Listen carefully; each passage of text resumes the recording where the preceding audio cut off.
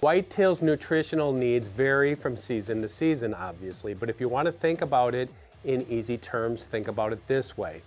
Minerals, protein, carbohydrates, and then nutrient-dense foods. And that's going to take you from spring all the way through winter. And how this works, in spring, coming out of winter, they need those minerals because they're going to be zapping the minerals out of their skeletal system to make up for what they don't have.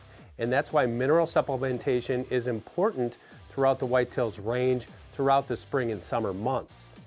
Protein is going to go hand in hand with minerals going from spring into summer. Does need it for lactation, bucks need it for body growth and antler growth, and fawns need it to build up strength fast.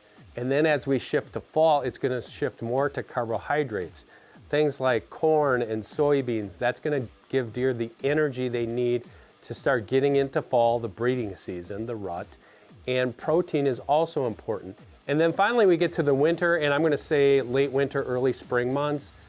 Deer are going to shift more to nutrient-dense foods. Now that's going to be a tough sell for some of them because they might not have access to them, especially those northern deer.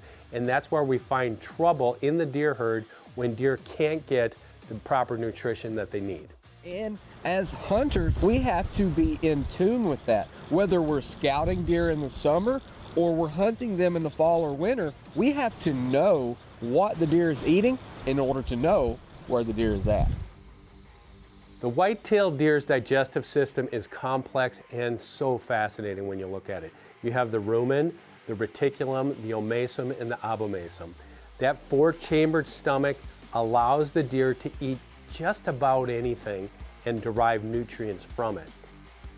The rumen, that's the big chamber, the main one where the food goes in.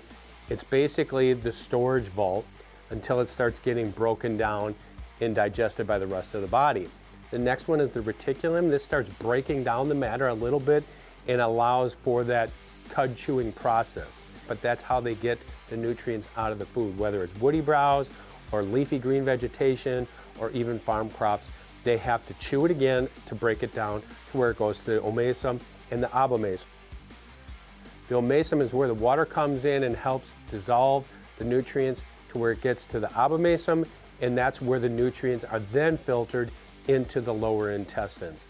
They really need that four-chambered stomach, that complex system to break down those things that we normally wouldn't think you could eat to where it's something that they can actually survive off of. Watch the full episode on the Waypoint TV app or at waypointtv.com.